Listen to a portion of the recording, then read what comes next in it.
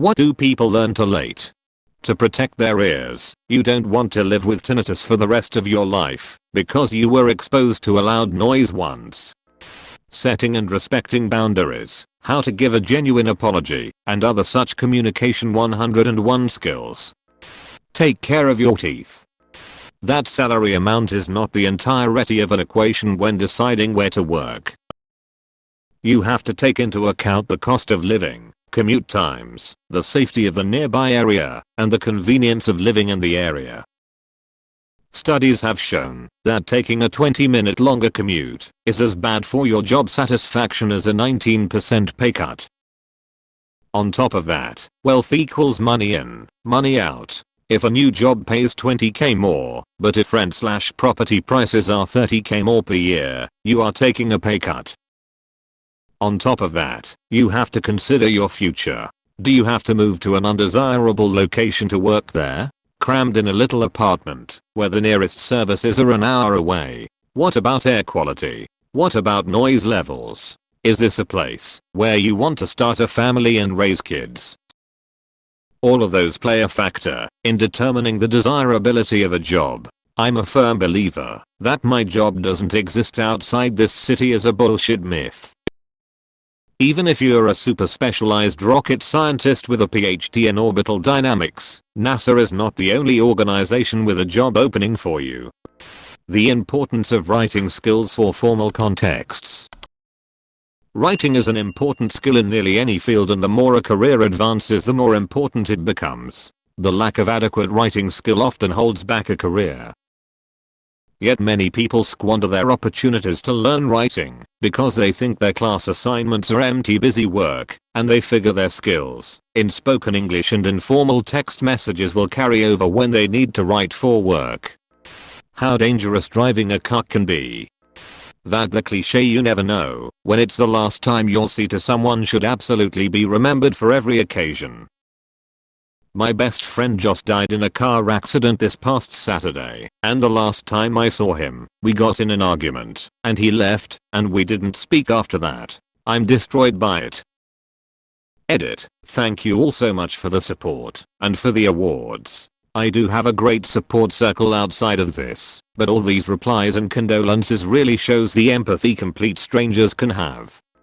What not to share on the internet. How to manage their finances. That you might be wrong sometimes. Some never learn. Edit. Change they to you. That happiness usually comes from a diverse range of interests, hobbies, and commitments. You are not your job. Your romantic partner cannot be your everything, etc. It's so easy to get sucked into a life where your career is everything, or where you wrap your entire identity around your partner. There is nothing wrong with celebrating your loved ones and being close. And there is nothing wrong with caring about your job, you just need more to thrive. I see this so often in relationships. Two people meet and fall in love. They each inspire one another, based on their interests and achievements. It's part of what makes them fall in love. But slowly, over time, they let those hobbies go. Stress gets in the way. Bills pile up. And then one day they find themselves wondering why they ever loved this person in the first place. Instead of being sexy and interesting, they are just part of a routine. TLDR. Diversify your interests and activities to be happy. Don't rely on a single person, hobby, or commitment to give you everything you need. That mental and emotional abuse are a real thing. Red flags. Sitting on your ass all day is not good for your health at all. That no is a complete sentence. Don't get in the habit of auto-launching explanations and defenses. Oftentimes, the people listening will ignore all that anyway and just hear, "But here's an opportunity to dissuade me. Look how hard I'm working to get your approval, to say no to you."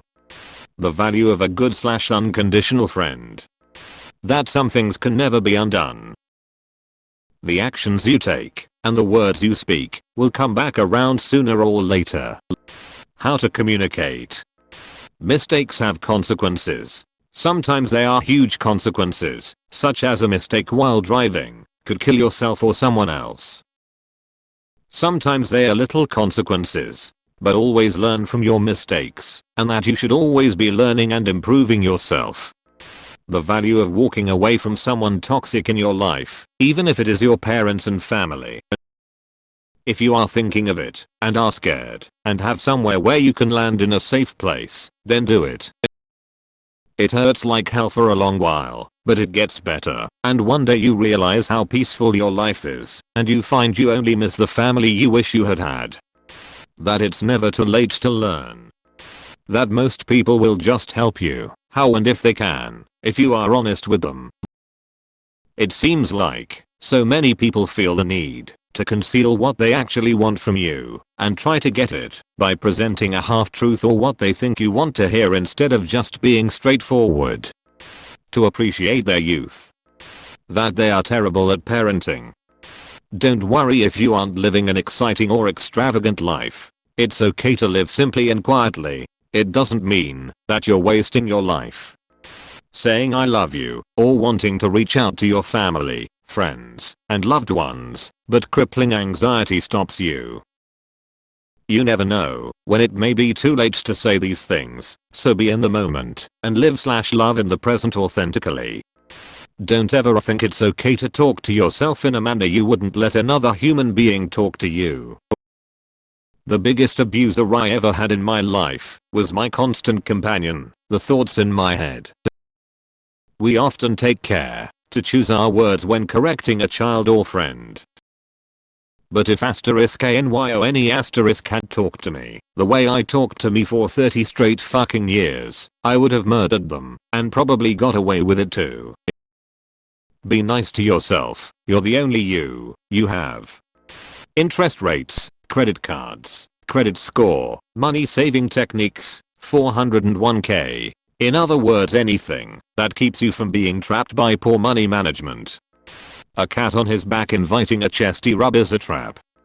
How slippery a slope addiction is. How quickly trying something at a party turns into being hooked. Learning when to say no.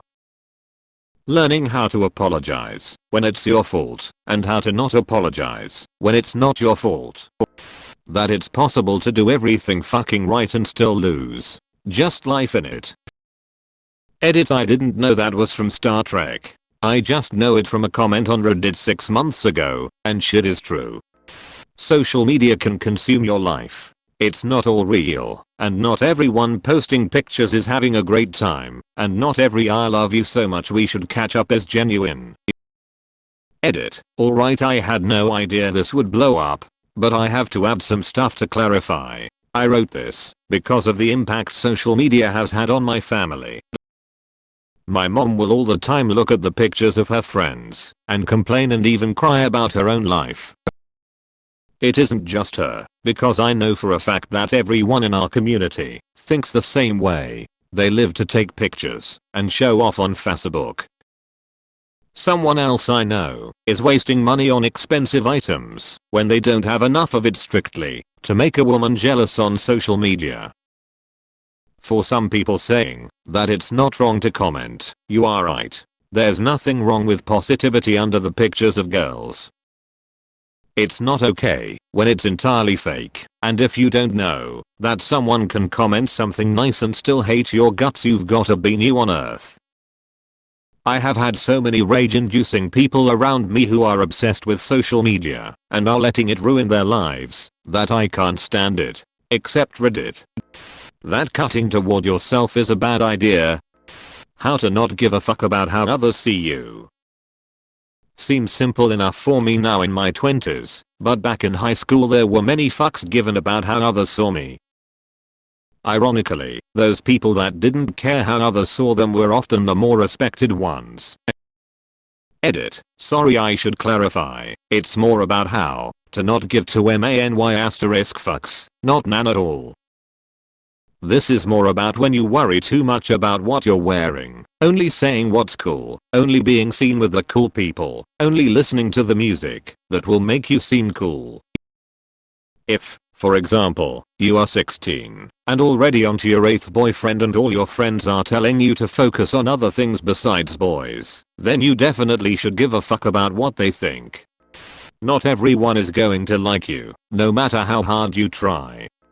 The importance of education. As a kid you're always hear generic statements like, this will help your career, but nothing specific enough to be useful.